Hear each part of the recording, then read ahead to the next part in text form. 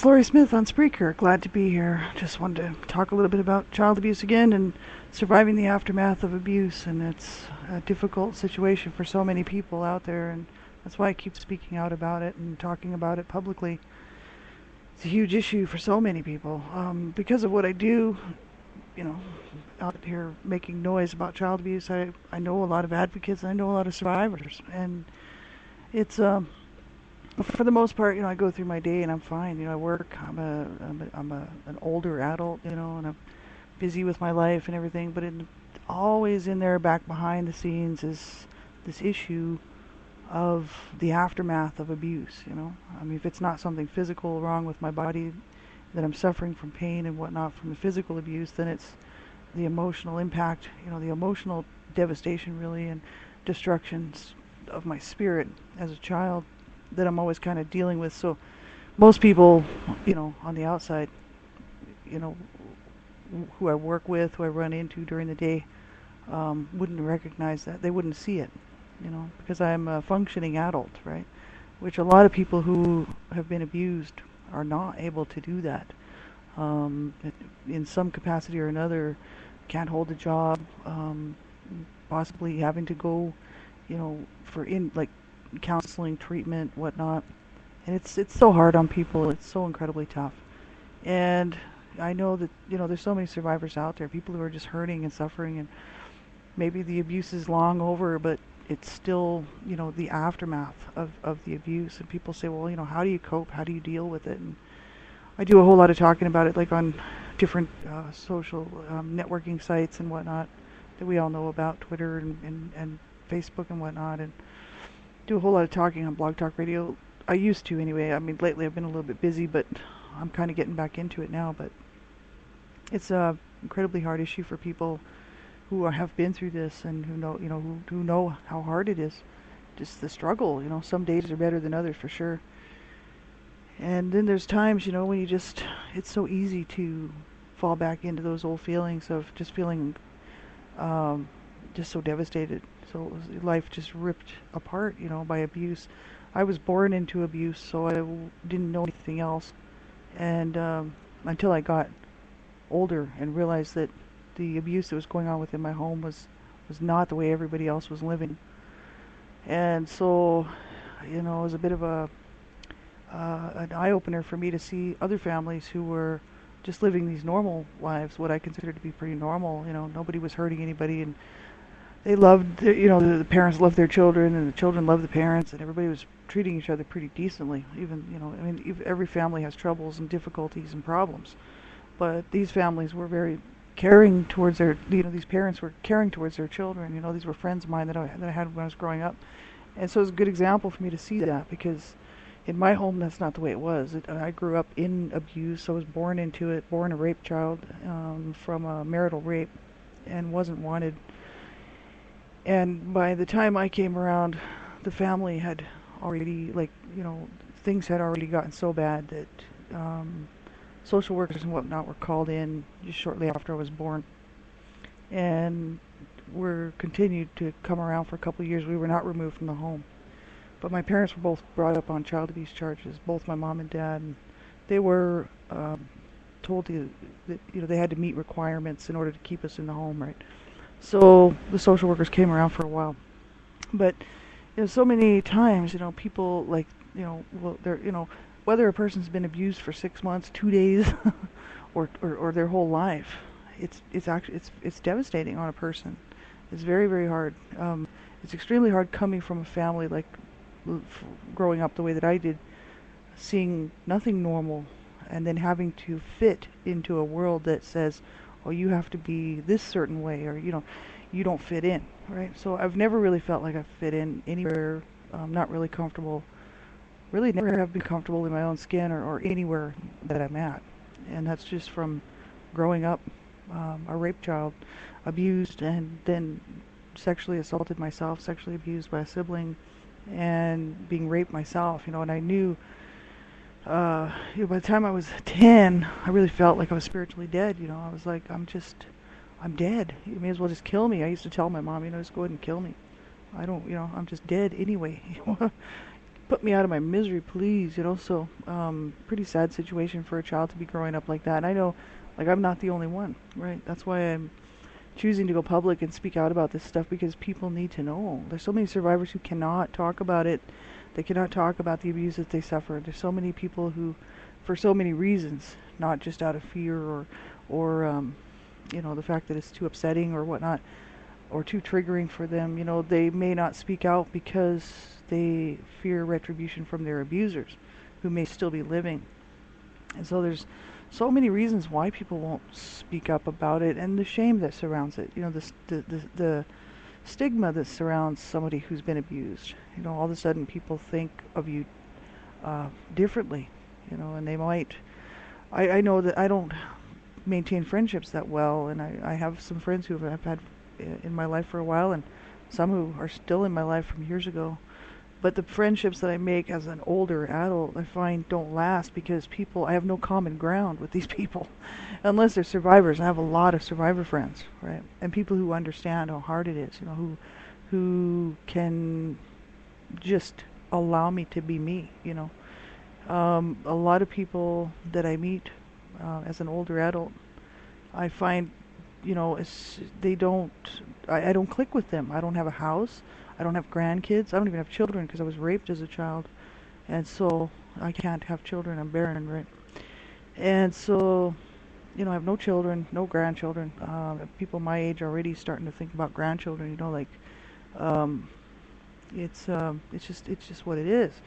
So I don't, you know, fit in with most people my age, you know. It's really a bizarre situation.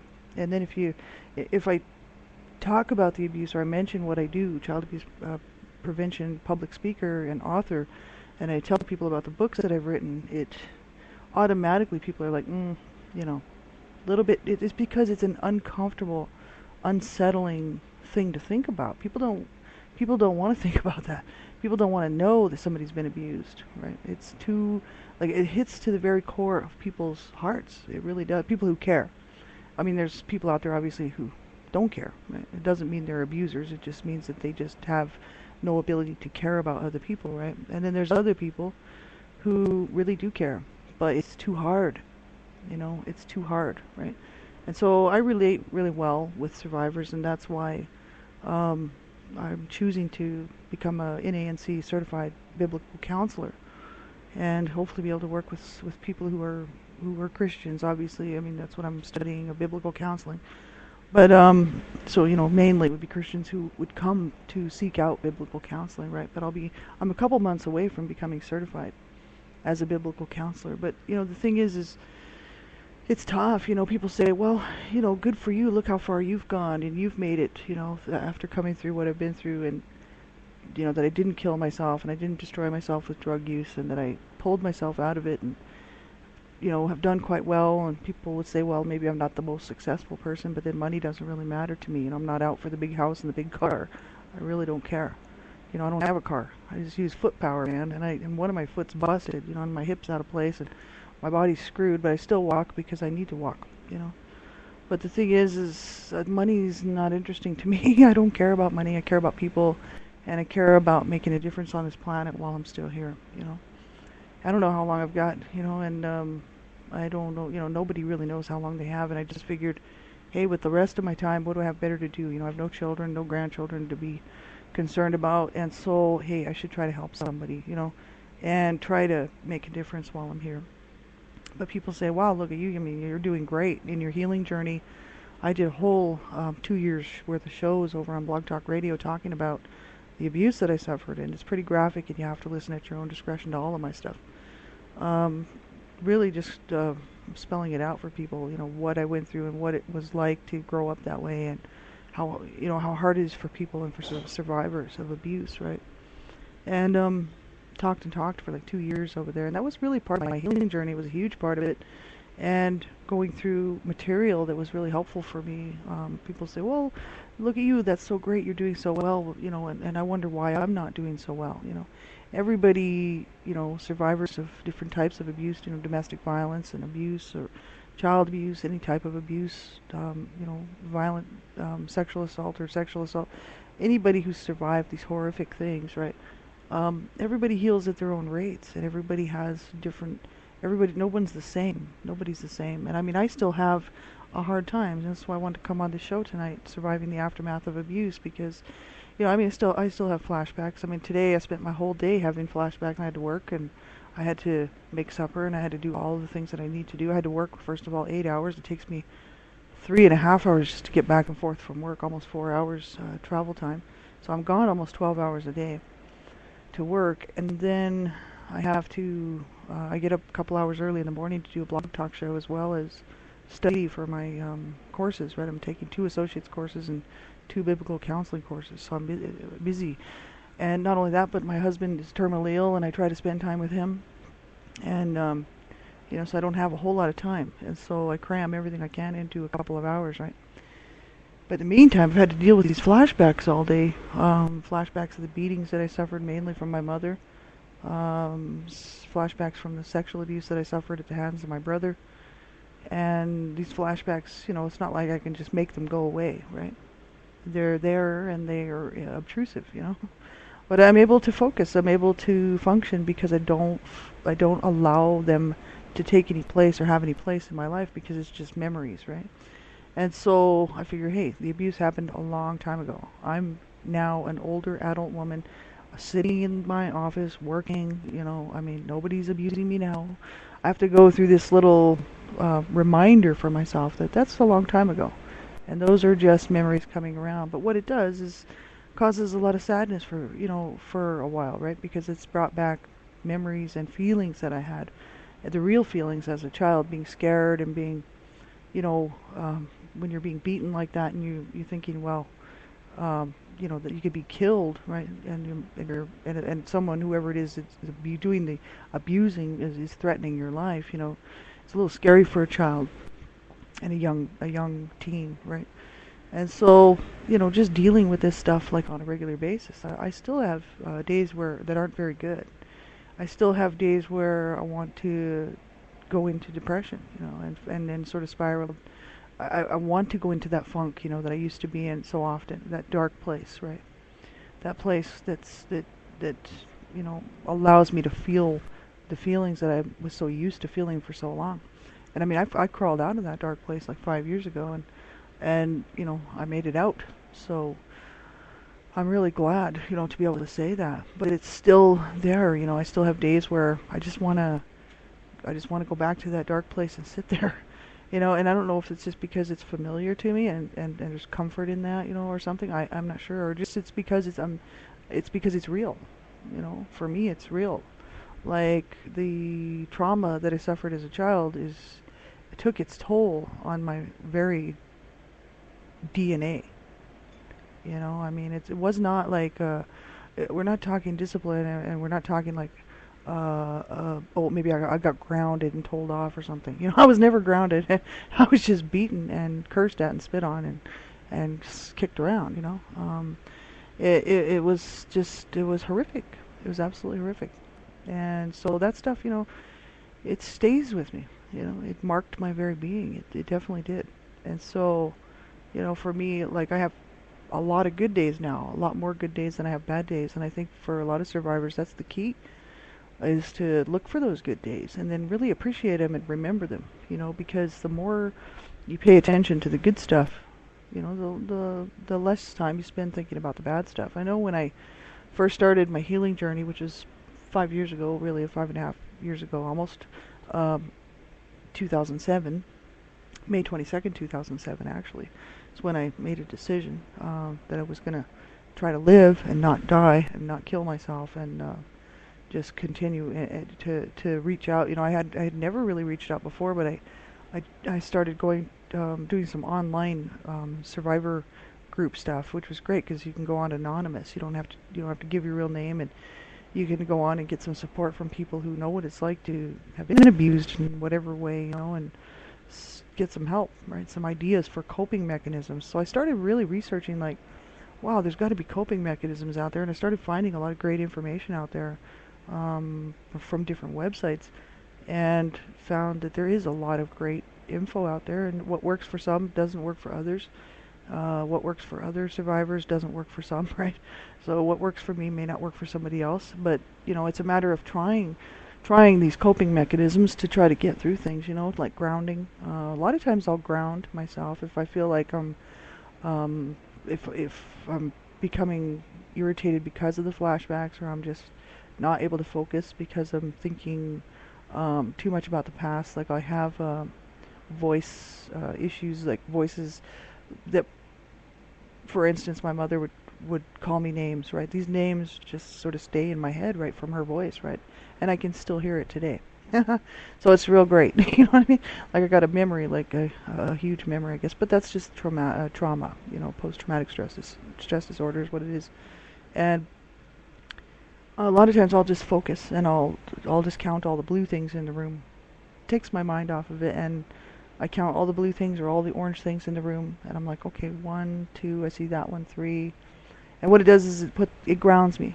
All of a sudden I'm back in the living room. I'm not that child, that I was so long ago being abused by my mother, right? Because those memories are just as fresh as if it happened yesterday. I can still recall the beatings and the blood and all of that stuff, right? I won't go into too many details, but it's all right fresh as if it just happened, right? So, I tend to, I'll ground myself just by doing these little grounding exercises. There's lots of things that people can do. There's all kinds of stuff out there for survivors of abuse, who have survived and who don't really necessarily know because you haven't maybe searched it out, what different things to try. And I have so much great information. So if anybody needs any info, I found it. It's online. I found it all online, and I actually went through it, took a look at it. It has a lot of great reviews from a whole lot of survivors. So it's not just, and a whole lot of other people like psychotherapists and stuff. So it's not just this random material. It's material that's actually been, sort of tested and tried and by psychotherapists and psychologists, and you can do this stuff at home. Like it's just simple little things, that remind you to do these things for ourselves. Remind me to do these things so that when I'm having a bad day or I'm having a hard time, I'm having a day where I'm having flashbacks or just feeling down, there's things I can do to pull myself out of it. And it's so true. Like for me, I'm a Christian and all I need is the Bible, to be honest with you. I do some grounding stuff if I'm feeling a little overwhelmed. But the Word of God is what keeps me really focused because I love to study the Bible. That's just what it is for me. It's all about that. But that may not be for everybody. I mean, not everybody is into that. So there's other things you can do. So that's the thing. Just keep looking for that information. Keep looking for what's going to help. Join a support group. If you don't want to join a support group that's that you have to go and attend in your own city, you can join an online support group. Right? That's what I did. And it was very helpful to finally talk to people who knew where I was coming from and knew what kind of pain I was talking about, right? When you mention the pain, like it's like I'm in so much pain. People don't realize, a lot of people don't realize what that pain is because they have never been so ill-used and so mistreated by someone who was supposed to love them and take care of them, and it was never reconciled, right? And so whether that's a parent or, a partner, husband, wife, whoever was the abuser in the situation, it's so hard on people. And, it's good when you can reach out and get some support, for people that have been there, understand what that pain is and how that they've done it. I look to examples, and that's what I used to do, 5 years ago, 4 years ago, 3 years ago, was look to these examples in front of me, these beautiful people in front of me who were survivors, men and women, who were out there making some noise saying, hey, you can do it. You have to keep on trying. Do not ever give up. And that was a huge message for me because I was contemplating ending my life. I had every plan you can think of. All of them would have worked. So I was just waiting for the time when I figured, oh, well, it's time, So, I mean, I had it all planned out. And for many years in so many different ways, which I won't go into. And, I was always wanting out of my pain. That was the issue. It's not necessarily that I wanted to not live. I wanted out of my pain. And I didn't see any other way out. And when I was young, as a young child growing up in that pain from 0 to, 10 years old, 11 years old, 12 years old. I started doing drugs at the age of 12 to mask that pain, because I found that when I was high, that sort of took away a lot of the pain, So I was high, doing drugs from 12 years on until I hit 21. And, could have destroyed my life, and a lot of my friends, it did destroy their lives. A lot of my friends never did get off the drugs, right? And I got off. I said, that's it, at the age of 21, heading to 22. My brother had just killed himself, the one that sexually used me. And he killed himself, and he was 33 years old, and I was 20, and then I was turning 21 that year, and I was still using drugs, and my body was giving out. I was getting worse and worse. Like my body was just wasn't eating. I was just doing drugs. And just not sleeping. I would stay up for 6 months at a time. And so, but I was so used to being so tired and so sick as a child that I felt comfortable. Like I felt that's what I needed to do, because my body was being destroyed as a child. So I thought, well, if my parents are going to destroy my body and my brother's going to destroy my body, I'll just continue on as a teen, and I'll do the same thing. So that was how I thought. And I used to do so many drugs, and I'd be like, if I die from these drugs, I really don't care. It's not that I was trying to overdose. It's just I was just trying to get high. But it was always in the back of my mind that at some point I might do too much of something and die. And I didn't care. I'd just end up in the gutter, and it was horrible, horrible situation. I thought, one day I'm gonna wake up and be dead in the gutter, or I'm gonna die of an overdose, or I'm gonna die in a drug deal gone bad. And that was a huge wake-up call for me, when my brother killed himself. And he was a cocaine addict, and he's one of my abusers. So it's not like, I don't really have a whole lot of love in my heart towards him. But the thing is that he was my brother, and he was abused, right? I knew why he did what he did. He was mentally ill. He was psychologically damaged. He was screwed because he grew up in the same home I did, right? And so it was bad news, And I thought, man, that's going to be me. I'm going to end up dead. I got to change something, So if something within me was telling me, fight this thing, fight, just keep fighting. Don't give up, So I got off the drugs and decided to straighten up my life, and it's been a hard road ever since, right? No, it's not easy. It's not an easy walk, and that's why I talk about this all and try to get this message out to people, so that for other survivors to know that it's not an easy walk. It's not. But there's other people with other problems that weren't abused as children, who maybe grew up in a loving home, loving, caring home, no problem like that. But they have something else that they have to fight. You know what I mean? We all have something in our lives that becomes an issue, whether it's a health issue or, something, right? Everybody's got there's something that they will have to fight to get through, right?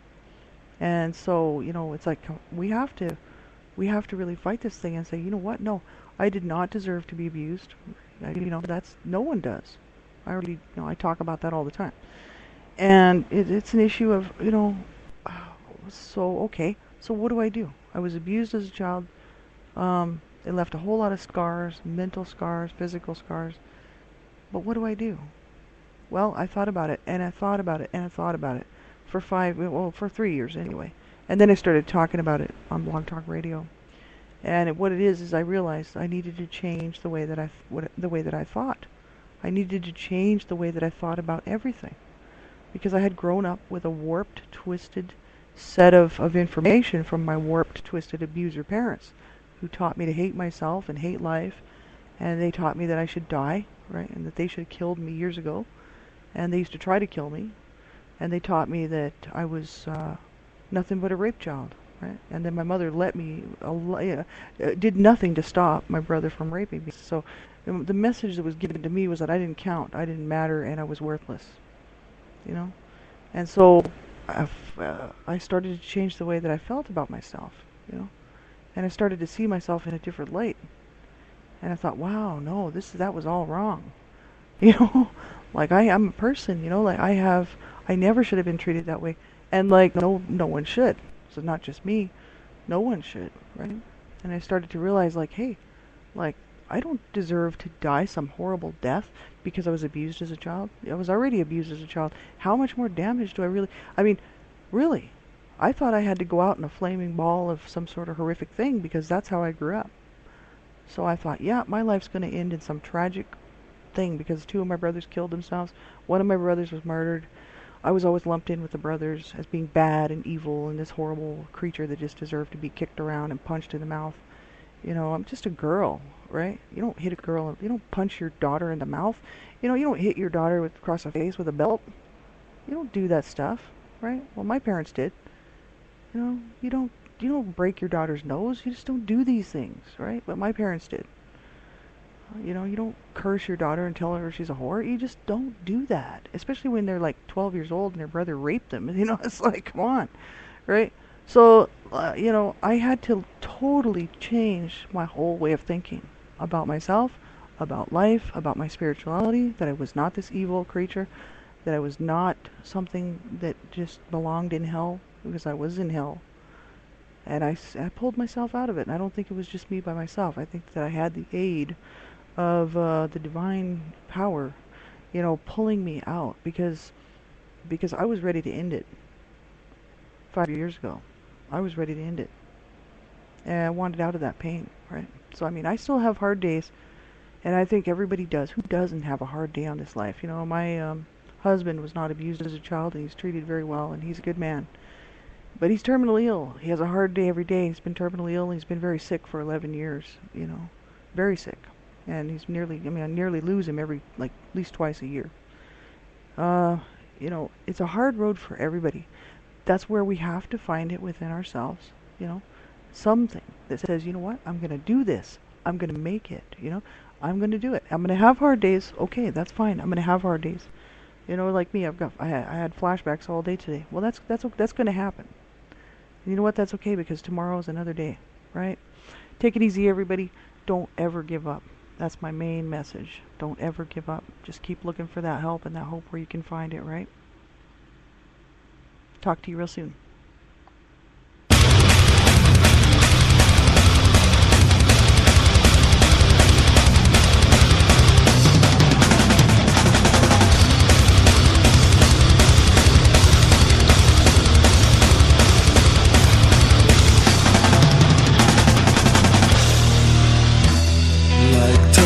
Around the earth, primal instincts, and nothing can erase. A sort of class divide us by sin and goodness. It seems to be tortured. It's only life that owns you. And nothing has been changed. And nothing has been changed. This is my fate.